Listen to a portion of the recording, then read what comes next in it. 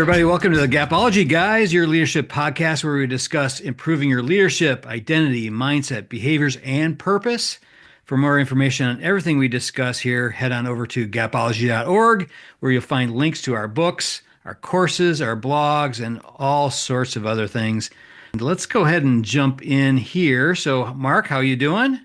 I'm good. How you doing, Brian? I'm good. I'm good. I can't believe it, though. What? Oh my gosh. So, I think I need to move out to California. I can't take Kansas anymore. Uh, 2 days ago, it was 71 degrees here. 71. People were in shorts, walking around, windows down, tops down. Tonight, we're supposed to get a blizzard. What? Yeah, overnight tonight. Wow. It is just bizarre. This is, I think, the third one this year. It's been by Yeah. far the worst winter in a long time here, but certainly since we've lived here. Well, you're welcome out here. We have a spare bedroom, so Okay. Okay. I'll bring Joe too. yeah, that'll Okay. work. That would be fun. It would be fun actually to see you guys. So it's been a little while. But let's jump in tonight. So we've got an interesting topic. It's one that whenever I teach this, this is one that people seem to either really get, really connect with, or they really struggle with. So I think this will be a good opportunity for you to sort of walk us through this. So this is going to be knowing, doing, being. And in the book Gapology, we have it in the action gap section is where we've put it. But I'd love to hear your thoughts on this. If you'd like to kick her off. Yeah, so as a leader, understanding, knowing, doing, being is like your best friend. So when you're rolling out a new process or need to perfect a process, as you're working towards excellence in performance, understanding where the team is on the continuum of knowing, doing, and being is critical. And we simply take that and make it a scale of 0 or 1 to 10, I guess. And it's incredibly helpful for leaders. So think of it in terms of again, a skill that is critical to your performance, a habit that is critical to your performance, an execution level on a process that's critical to performance. You simply have the ability to rate the team on the scale of knowing, doing, and being. And that tells you as a leader what you need to do, where you need to go, where you need to focus, and it can lead to incredible performance. So it's a significant tool for leaders. How's that sound? Yeah, no, I love that. In our book, we have multiple models, tools that we have in there that allow leaders to sort of look at their team through a specific lens. For instance, we have the habit ladder, so you can sort of look at your team through that lens and where they might fall on that in their progression from not knowing something to having a habit in something. We have a commitment ladder, which is sort of a progression for, analyzing your team on how committed they are or compliant they are and so forth. And I feel like this one is different because it sort of blends a lot of the elements in Gapology together. Yeah, and it is a ladder. So we're saying that for a given skill, habit, execution point, your team is either at knowing, at doing, or at being. And to rate them there gives you direction as a leader as to what you need to do, where you need to go. So we often do things on a scale of 1 to 10, and we do this one as well on a scale of 1 to 10. And we we say that knowing is 1, 2, 3, and 4. So a low level knowing would be a 1. I'll get into the more detail in a minute. A high level knowing is a 4, but they aren't at the doing level yet. So that's the challenge. So we see doing as 5, 6, and 7. So they can actually do it now. and being is 8, 9, and 10.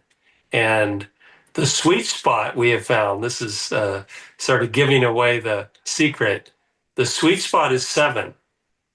So if you as a leader get your entire team to be an average of a 7 in a given habit, a given behavior, a given skill, you really perform at a pretty high level.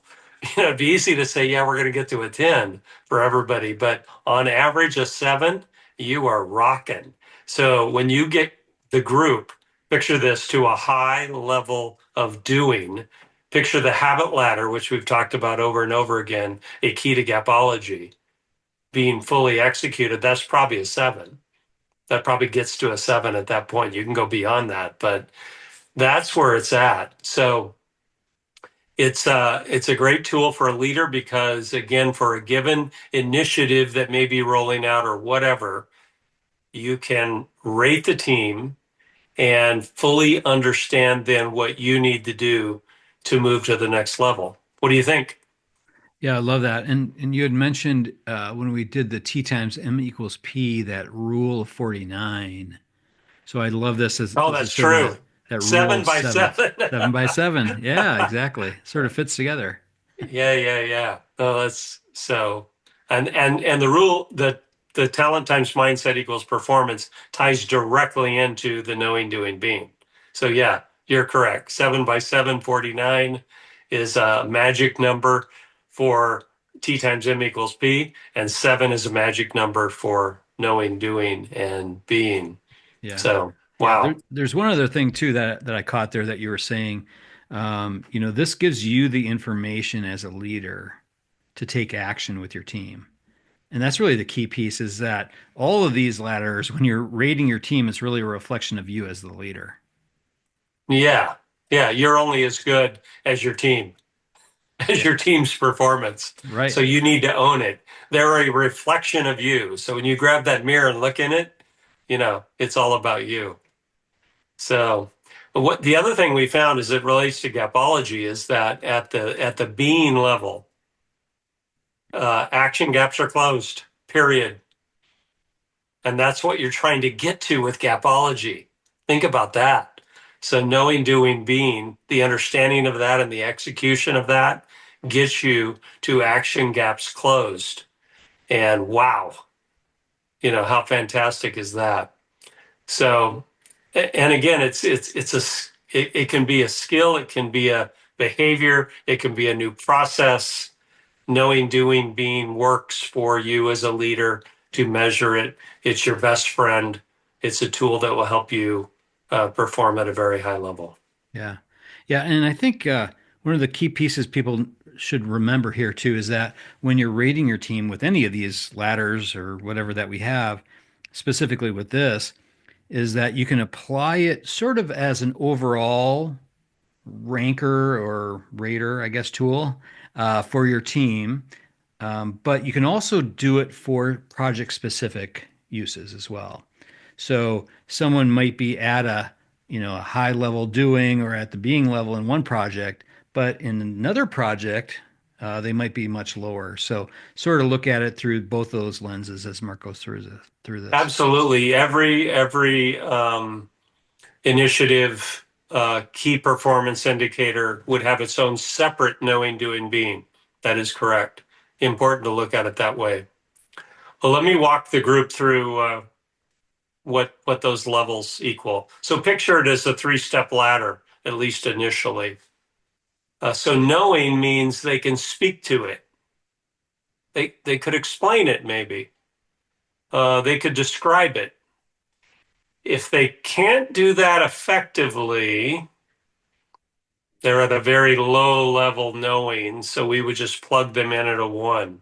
So in order to progress on this ladder, you have to pass the knowing level, which again means you can talk about it, you can explain it, you can describe it. Um, it doesn't mean they can do it yet. They can't effectively demonstrate it, but they can talk about it. So again, the issue is here, we've got to get them to the doing level. You as the leader own that. We have only got them to the point where they can talk about it. If they aren't at the point where they can talk about it and explain it, plug them in as a one and get to work because you, again, as the leader, own that knowledge gap that is being presented. What do you think about that? Yeah, it's interesting. As you were describing that, I had flashbacks to the habit ladder. So one of the things that leaders should remember is in training classes, you only really get to the knowing level, when you're developing somebody. Maybe a low level doing if you start to do some sort of interactive pieces, but you'll never move past that. That comes from the leader's responsibility that happens after. The trainer sort of owns maybe the beginning of that, but as a leader, it's carrying that ball forward and developing people into high level doing and into the being levels. Yeah, the fourth level on the habit ladder is practice and feedback. Yeah, yeah, That's when you get to the doing level. Before that, you're still in getting to the knowing level. So the doing level is different. It means you can show me how to do it. You can demonstrate it. It also shows that you believe in it. You understand the what and the how and the when and the why, and you can do it. So when you get the whole team to a seven, and again we go. I'm sorry, let me back up. So on knowing, we go 1, 2, 3, 4 on a scale of 10. Doing, though, we go 5, 6, 7. So when you get the team to a high level doing, they're at a seven. And that is a big deal because when your entire team averages a high level doing, you're executing at a very high level and things are very good. You're meeting the numbers. So that's the key to the doing level, getting to that seven. And that's a high level. Many of your team will never exceed that level. They get to the high level doing and that's it. So they don't get to the 8, 9, and 10, which we'll talk about in a minute, but they get to a seven. They are valuable.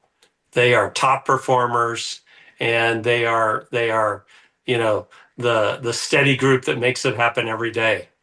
What do you think? yeah, yeah. And we haven't on since we launched the Gapology Guys video podcast, we haven't talked about the commitment ladder. That'll be coming up soon, so everybody buckle up for that one. That's a fantastic model that we have. But I feel like this high level doing sort of gets to that genuinely and formally compliant. The people who are really they're excellent at their jobs, they're getting this stuff done, they're delivering high results. So I think those people should be valued and celebrated. Yeah, they make it happen every day. Yep, yep, for They sure. make it happen every day. So the top of this ladder is being, and being again, we're scoring on the 1 to 10 scale as an 8, 9, or a 10, and they are the model. They are the teacher potentially. They're the mentor potentially. Think about that as a leader. You can leverage this group to mentor the rest of the group to bring them up another level. They are the champions. They are the innovators. They really write the rule book. They often are better at it than you are as the leader. So you learn from them. They're often doing it every day and they're executing again at a level that we, just aspire to. So it's a smaller group, but leveraged effectively, they make you as a leader the top performer. Because again, if you get that whole group up to a seven, wow, things are happening. So knowing, doing, being is significant and it's a friend, best friend to, again, a leader. Yeah, yeah. One thing I'd say here, um, think about this person as your replacement. So if you are not in the building or not working that day, this might be that person that's taking your place. It might be that person that fills in, even without your direction to do so. They might just, step in. They might be the first one to answer questions that their peers might have. maybe the first person to jump in and troubleshoot an issue. So I would embrace these people. I'd caution leaders to not be threatened by them, but really lean into their being level, their skills, their commitment, their focus. Lean into that, leverage them where you can. That's a great point. Yeah, so your replacement is likely in the being level of the key habits and behaviors, needed in the role. So they're right there, and they're demonstrating that. And then their ability to mentor others and bring them up, that's huge. That's leadership. So that shows that they have the capability of going to the next level. Mhm. So that's a big deal. Yeah. Um, the other thing, just to be clear, there is a big difference between knowing, doing, and being. So don't kid yourselves. Knowing is one level, doing is a totally different level. They can do it now. And being is a totally different level. They set the example, they model, they mentor. So it may sound like 1 to 10, but it is simple to see, and they are different. And a high level doing is not a being level, and you'll see that it's it's very distinct. Yeah, yeah, definitely. One other thing I'd like to just sort of bring up, Mark. So in the book, we originally when we wrote it, I mean, we wrote this thing 15 years ago, the first book, and we've done three revisions Seems since like a then. hundred And years ago. It's only 15. it's only 15. Yeah, it does feel that Wow. long ago. But we're actually working on another revision right now. We're just trying to add in some new things that we've discovered since the last revision and since we wrote the book. There's been a lot of changes, certainly. The whole virtual world, where everybody's working virtually and so forth, that's added a whole nother element. So we're trying to add a few things in around that. But one thing that you and I were talking about that's somewhat different is within knowing, doing, being, we sort of presented it as sort of a mindset.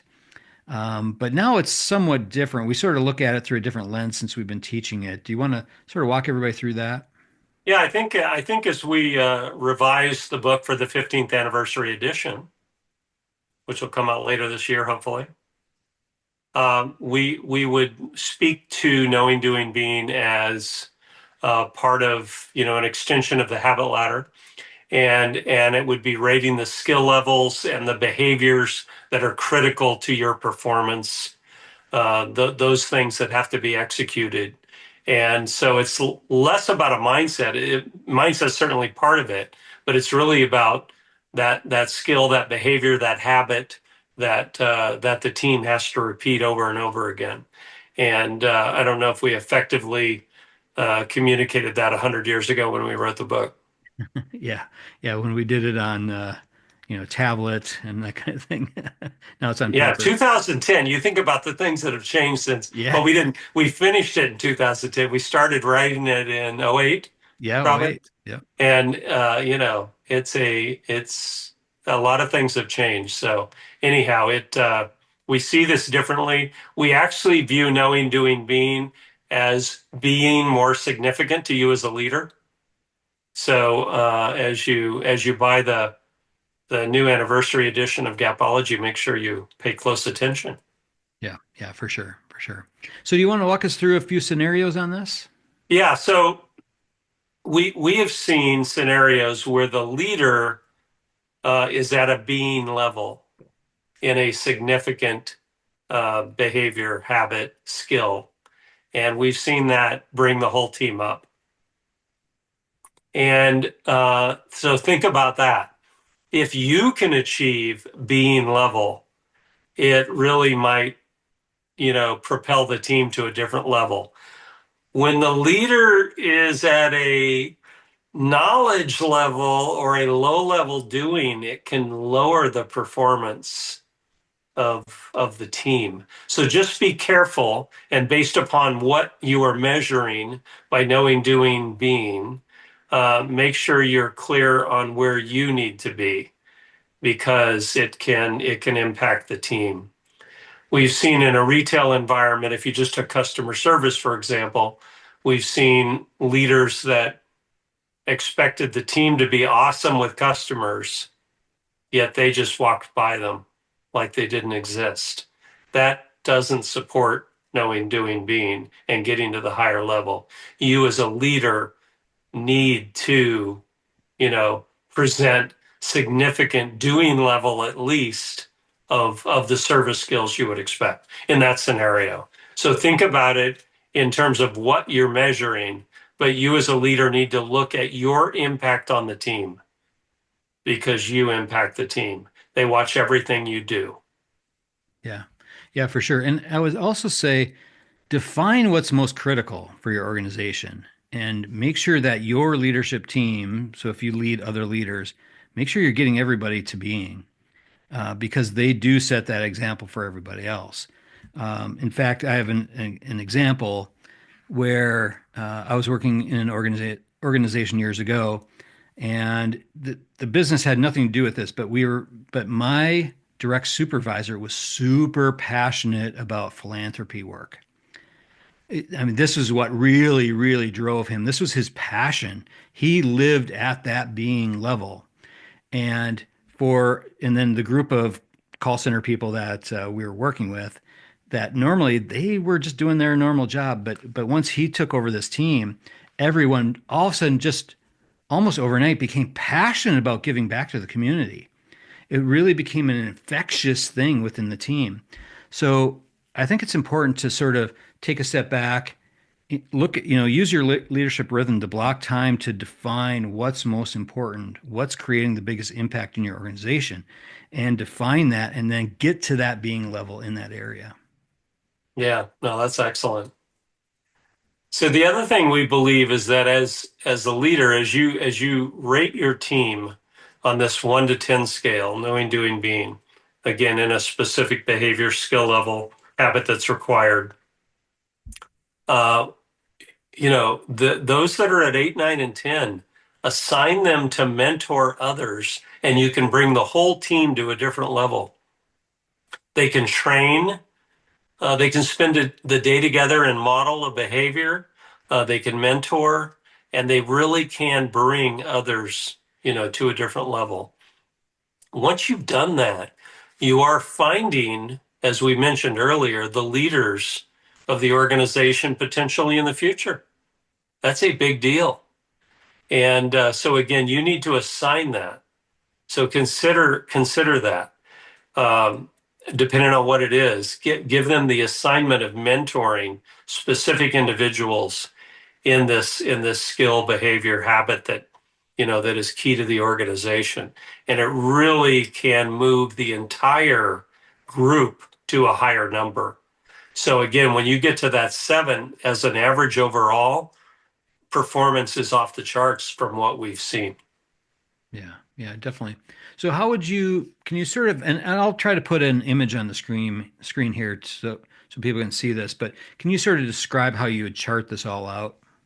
Yeah, if you were looking at an XY axis, 1 through 10 going up, 1 through 10 going across, so vertical and horizontal, and you would come up with 100 squares. The 1 through 10 going up would be execution, the actual number, of an individual, and the 1 through 10 going across would be the knowing, doing, being as we've laid it out. You can literally plug your team in to one of those boxes, each individual, and you will know exactly where they're at. And that will lead you to what you need to do as a leader. It will show you that those that are at high level being are also exceeding, in execution and the results, the result piece. And it's a very simple, we've done this over and over again. And so it's 1 through 10, 1 through 10, everybody plugs in. Again, execution going up, knowing, doing, being going across.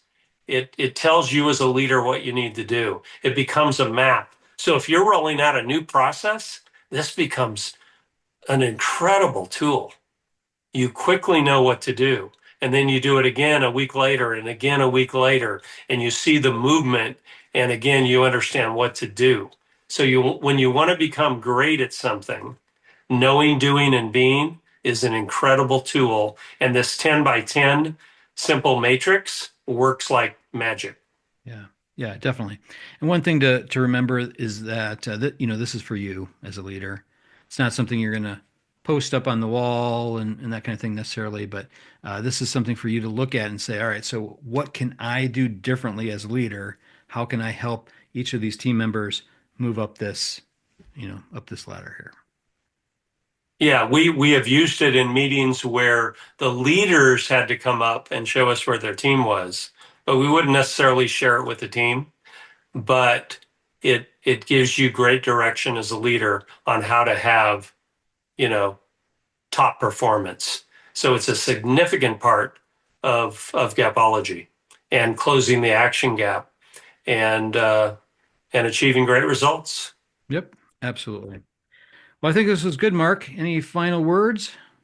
No, I think we have used this over and over again, so I can tell you it works. It's worked every time for us, and the leaders that we have given it to use it over and over again. It may sound rather simple, but most leaders are not using it, and it is powerful. The biggest challenge is to look in the mirror and say, okay, where do I need to be? Because I'm interacting with the team regularly, and do I need to have a skill level in this habit behavior, or skill that I expect my team to have, and that sometimes becomes the challenge. So Absolutely. Well, for more information on all this, you can go to our website, gapology.org. You can go to Amazon. Where's the book? Over on this side, I guess. yeah, it's Here, right there. this is our book. You're touching it. I'm touching it. Yeah, you can pick it up on Amazon.com or anywhere you order books. Otherwise, feel free to reach out. We're here to answer questions anytime. You can email us at contact@gapology.org, and we'll be happy to chat with you a bit. And thank you for all the incredible response to Gapology. It's been overwhelming. Brian and I are very humbled. Absolutely. Absolutely. Everybody have a wonderful week, and we'll talk to you all soon. Talk to you soon. Bye bye. Bye.